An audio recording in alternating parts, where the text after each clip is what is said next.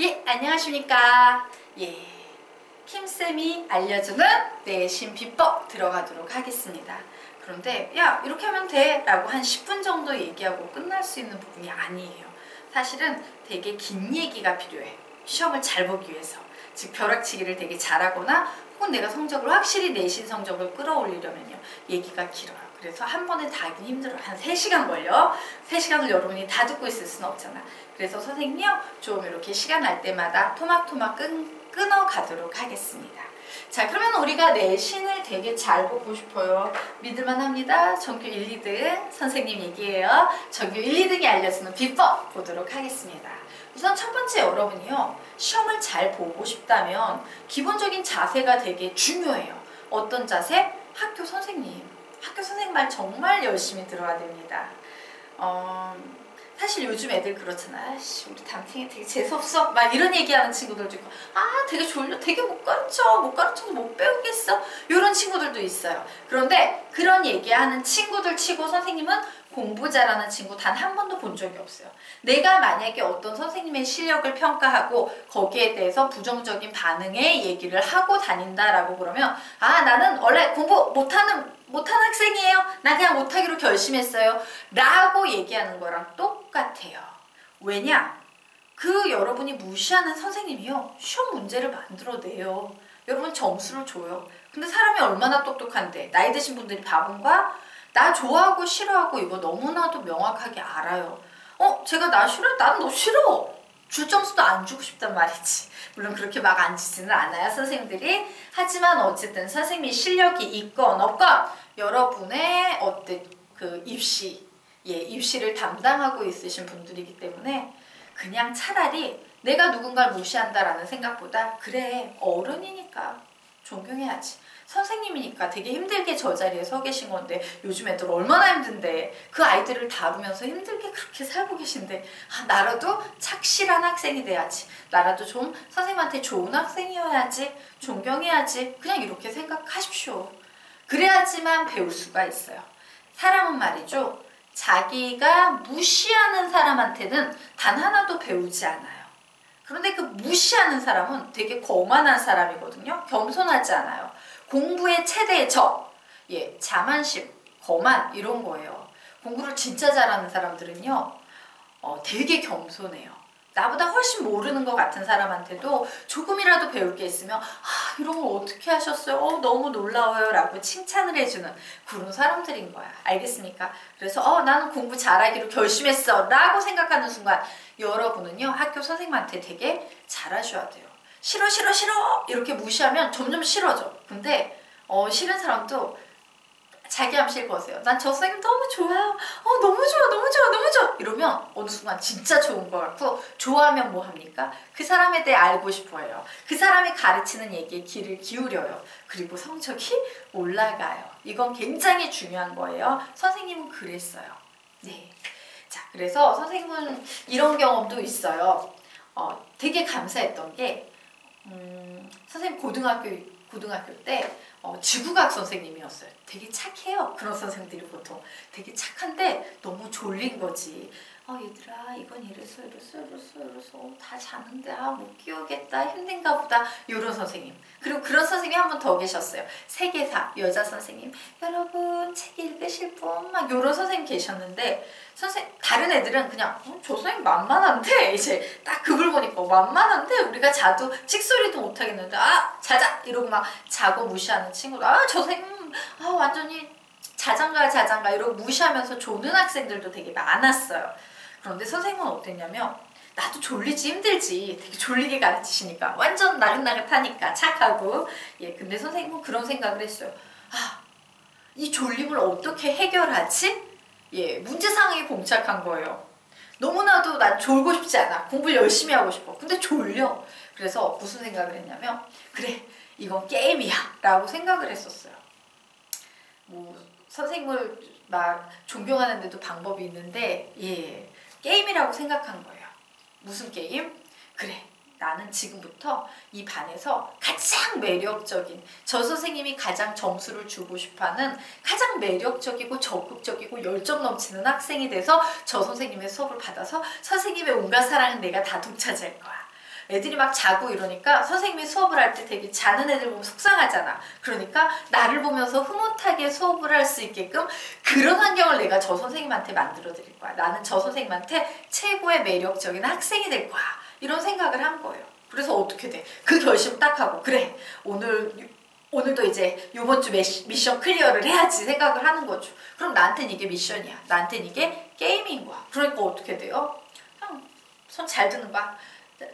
여기 책 읽어볼 사람 이러면 공부 못한다.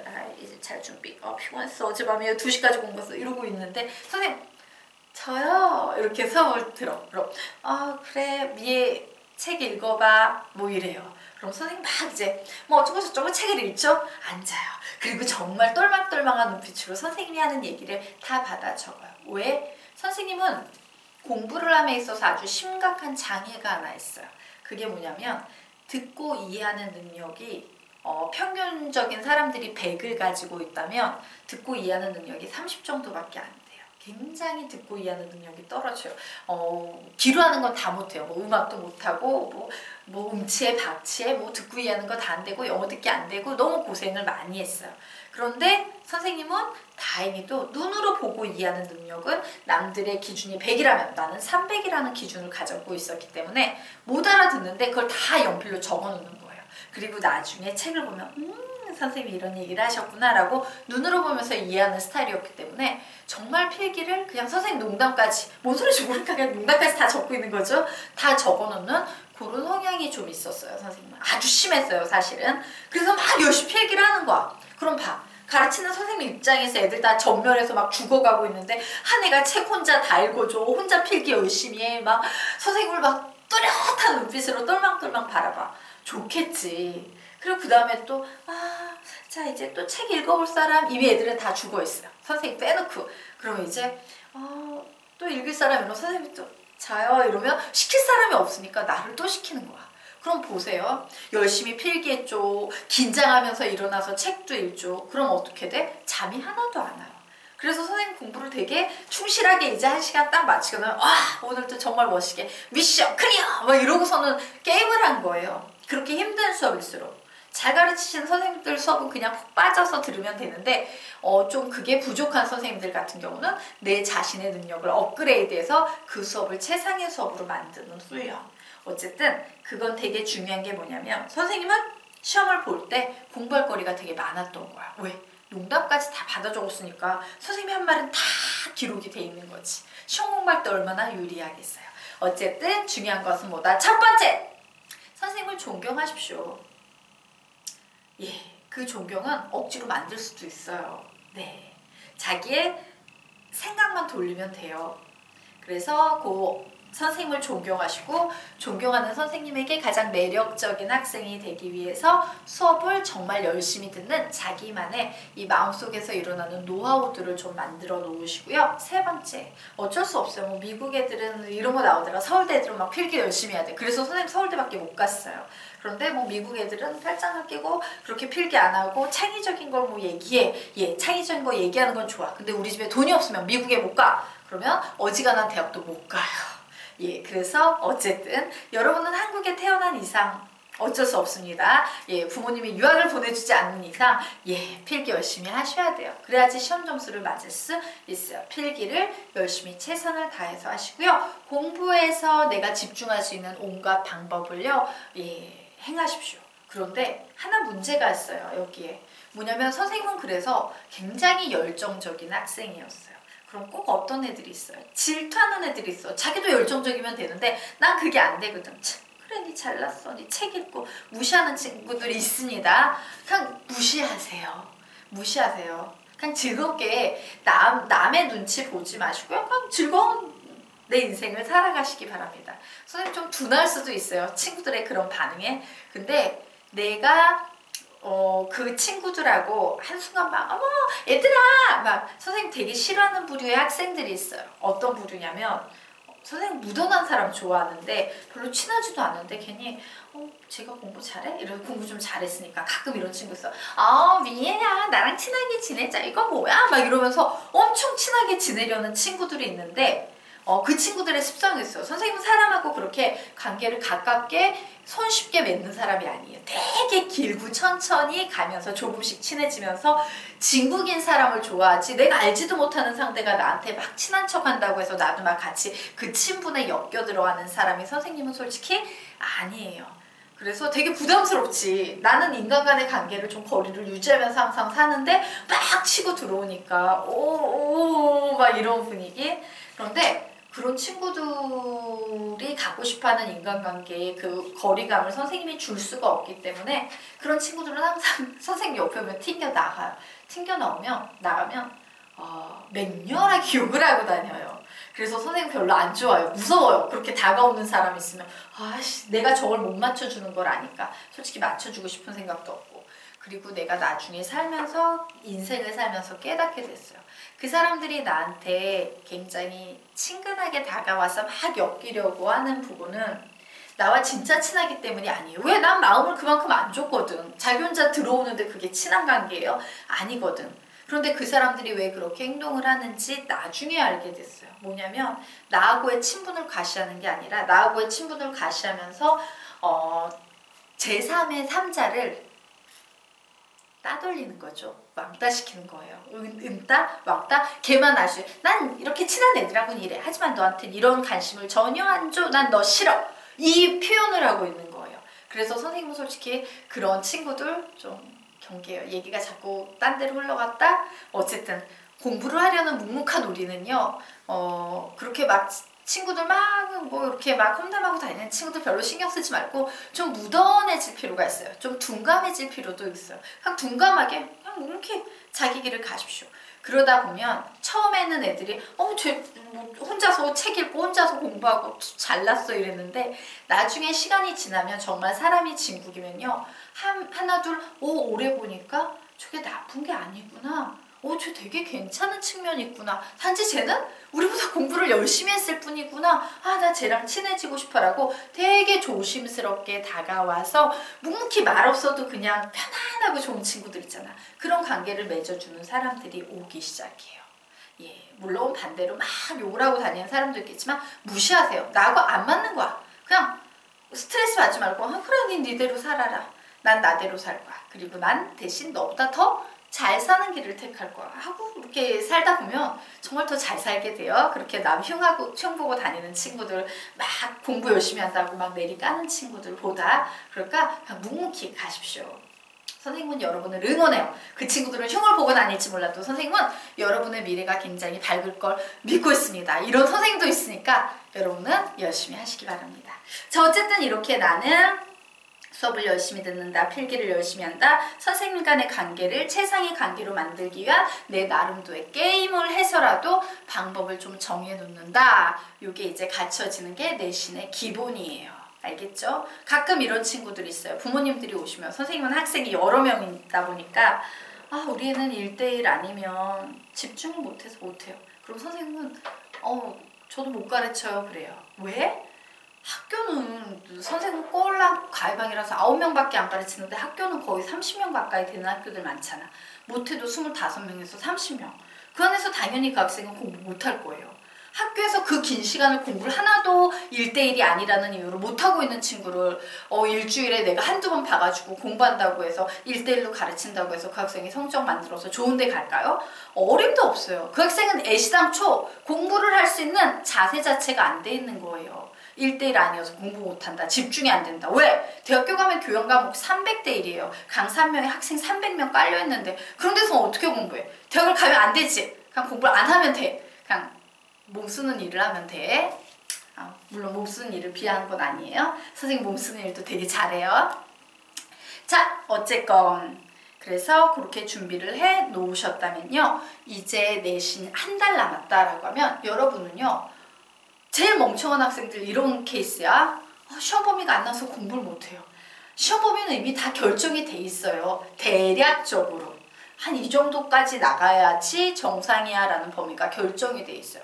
한 달 전부터 그걸 공부하는 거. 학교에서 안 배웠는데 어떡해요? 여러분 그냥 책 읽으시면 돼요. 어차피 선생님이 가르치는 거 책에 다 나와 있잖아.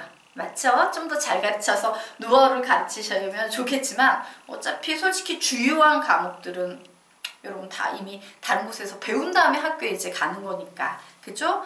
만약에 이런 경우 있잖아요. 난 시험 범위가 안 나와서 못했어 이런데 시험 범위 3일 전에 야 여기까지야. 3일 동안 그 한두 달 동안 배운 거 해낼 수 있을까? 못해요. 그럼 그 학생은 시험 범위 기다리다가 시험 공부할 게 너무 많아서 못했어요. 망했어요. 되게 멍청한 거지. 그래서 공부 잘하려면 어떻게 해야 된다? 시험 범위를 예측을 하셔야 돼요. 자, 그래서 우리 좀 지금까지 한 얘기 좀 정리를 해드리도록 하겠습니다. 첫 번째, 수업을 선생님을 존경하십시오. 이게 제일 중요해. 모든 공부는, 모든 배움은 여기에서 시작해요. 선생님을 존경하라. 이게 제일 중요합니다. 자, 두 번째는 최고의 수업을 자신에게 선물하라.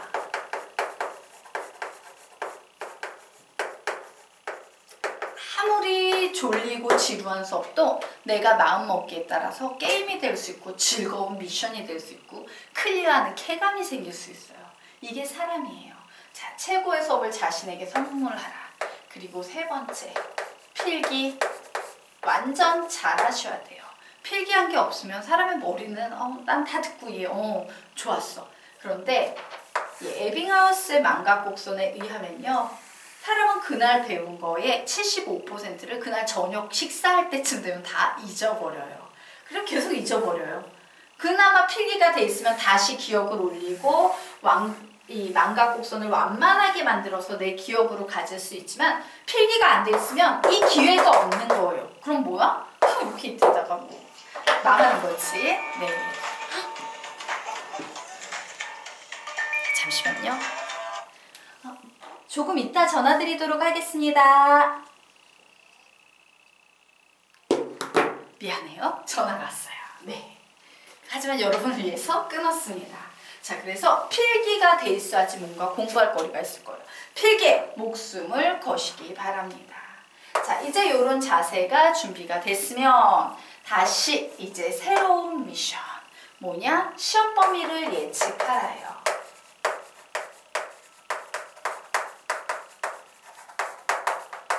그럼 왜 예측을 하겠어? 당연히 미리 공부하려는 거죠. 자, 시험 범위가 예측이 됐으면요. 두 번째, 내가 무슨 교재를 얼만큼 몇 번 공부해야지 최고 내가 원하는 성적이 나올까 계획을 세우셔야 돼요. 막 이런 거 있지. 예를 들면 계획하라.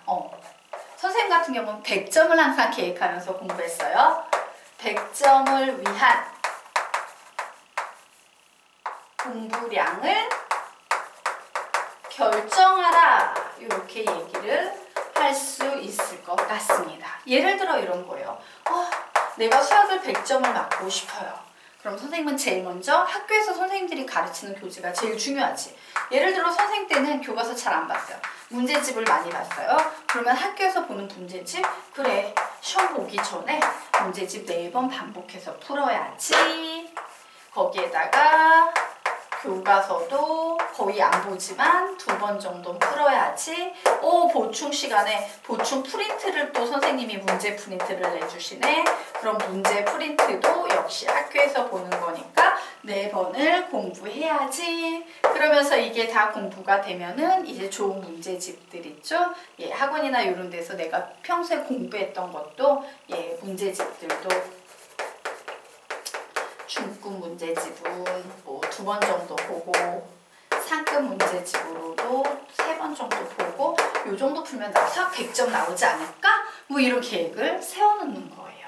되겠습니까? 모든 과목에 전부 다 뭐를 몇 번 볼 것인가. 이랬더니 또 이랬던 학생들이 있어요. 이랬더니 나 문제집 10번 볼 거예요. 교과서 20번 볼 거예요. 막 이래놓는 학생들이 있어. 실행 가능해요? 불가능해요?